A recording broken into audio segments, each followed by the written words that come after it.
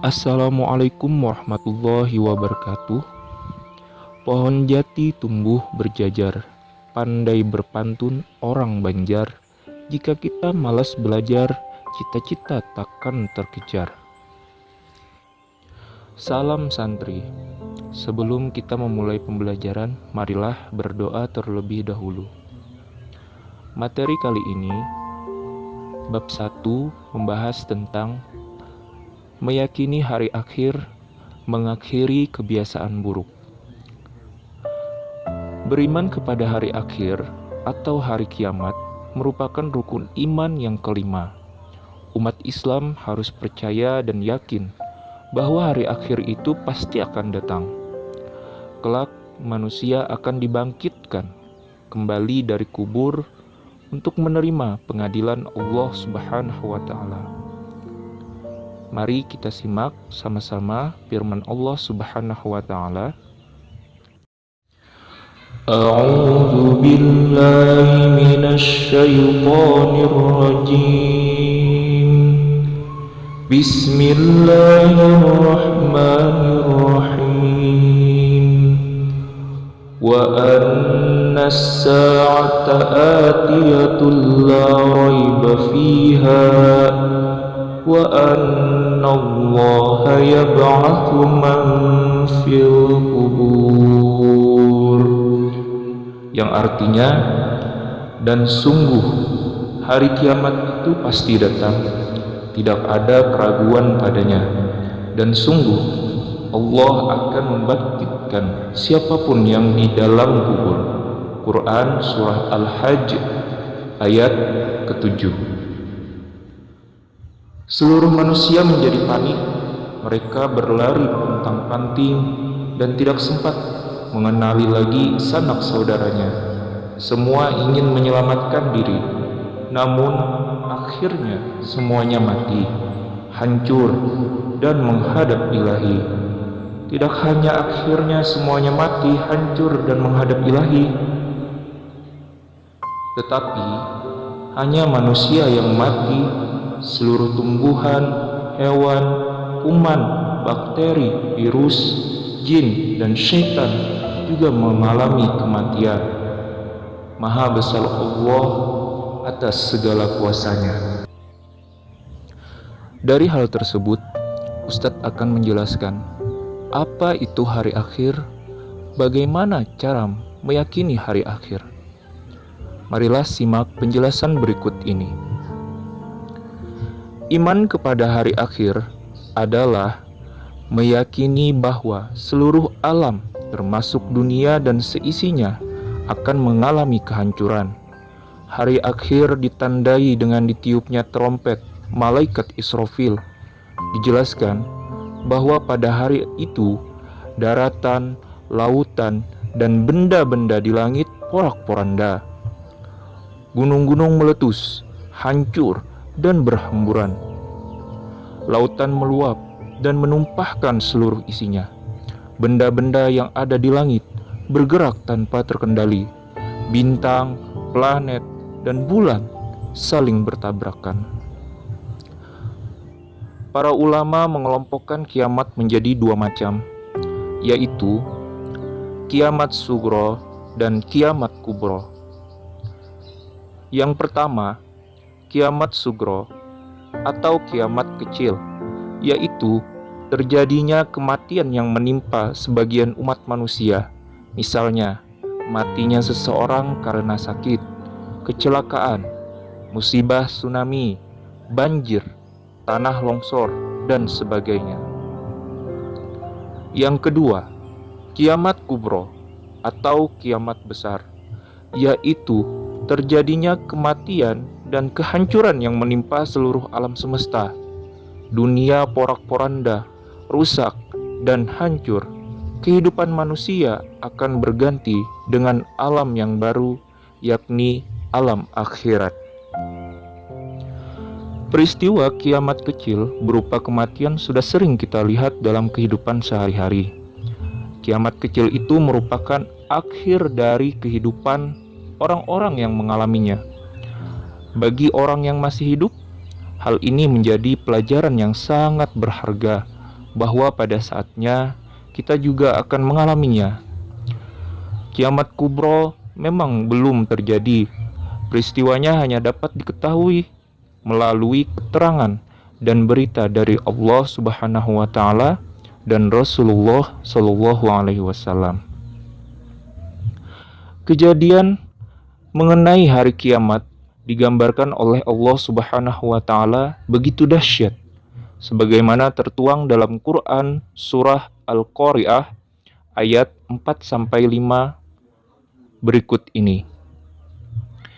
A'udzu billahi minasy syaithanir rajim.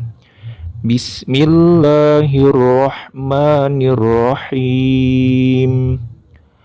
Yauma yakunun nasu kal farashil mabthus wa takunul jibalu kal ihnil manfus. Shadaqallahul azim. Artinya, pada hari itu manusia seperti laron yang berterbangan dan gunung-gunung seperti bulu yang dihambur-hamburkan. Quran surah Al-Qari'ah ayat 4-5. Kemudian di dalam Quran surah Al-Zalzalah ayat 1-2 Allah berfirman, Bismillahirrahmanirrahim. Idza zulzilatil ardu zilzalaha wa akhrajatil ardu asqalaha. Shadaqallahul azim. Artinya, apabila bumi digoncangkan dengan goncangan yang dahsyat dan bumi telah mengeluarkan beban-beban berat yang dikandungnya. Quran surah Al-Zalzalah ayat 1-2. Kiamat kubro memang belum terjadi, sehingga tak seorang pun mengetahui peristiwa yang sebenarnya. Namun, kita mengetahuinya dari firman Allah Subhanahu wa taala dan hadis Nabi. Adapun kejadian kiamat kubro digambarkan oleh Allah Subhanahu wa taala sebagai berikut. Pertama, malaikat Israfil meniup sang sakala. Kedua, langit menjadi terpecah belah, matahari digulung, bintang-bintang berjatuhan, laut meluap dan menjadi panas, gunung-gunung seperti bulu yang berhamburan, dan manusia seperti anai-anai beterbangan. Setelah peristiwa kiamat yang maha dahsyat itu, semua manusia akan mati dan mengalami proses kehidupan di alam akhirat sebagai berikut. Pertama, alam barzah atau yaumul barzah. Alam barzah yang dikenal dengan alam kubur yang merupakan pintu gerbang menuju akhirat atau batas antara alam dunia dan alam akhirat. Di alam kubur, manusia akan bertemu, ditanyai dan diperiksa oleh malaikat Mungkar dan Nangkir tentang segala amal perbuatannya ketika menjalani kehidupan di dunia. Yang kedua, Yaumul Ba'ats. Yaumul Ba'ats adalah hari dibangkitkannya manusia dari alam kubur untuk diarahkan menuju padang mahsyar. Kebangkitan manusia ini akan terjadi setelah ditiupkan sang sakala yang kedua oleh malaikat Israfil. Sesuai dengan firman Allah yang berbunyi, Bismillahirrahmanirrahim. Wa nufikha fis-suri fa idza hum minal ajdasi ila rabbihim yansilun. Yang artinya, lalu ditiuplah sang sakala yang kedua kalinya, maka seketika itu mereka keluar dari kuburnya dalam keadaan hidup menuju kepada Tuhannya. Quran surah Yasin ayat 51. Yang ketiga, Yaumul Hasyar atau Yaumul Mahsyar adalah hari dikumpulkannya seluruh manusia yang telah dibangkitkan dari kuburnya di sebuah padang yang sangat luas bernama Padang Mahsyar. Di Padang Mahsyar, keadaan manusia sangat susah. Tidak ada yang dapat menolong kecuali hanya pertolongan yang datangnya dari Allah Subhanahu wa Ta'ala bagi orang-orang yang dikehendakinya. Yang keempat, Yaumul Mizan dan Yaumul Hisab. Arti kata mizan adalah timbangan. Hisab artinya perhitungan. Dua istilah ini yaitu Yaumul Mizan dan Yaumul Hisab memiliki makna yang hampir sama. Yaumul Mizan adalah hari ditimbangnya seluruh amal baik dan buruk manusia untuk menerima keadilan dan balasannya masing-masing. Yaumul Mizan disebut juga Yaumul Hisab, yaitu hari diperhitungkannya seluruh amal perbuatan manusia, baik amal yang baik maupun amal yang buruk. Yang kelima, surga dan neraka. Allah Subhanahu wa Ta'ala memiliki sifat yang maha adil, karena seluruh perbuatan manusia akan diadili. Seluruh amal baik dan amal buruk manusia akan mendapatkan balasannya.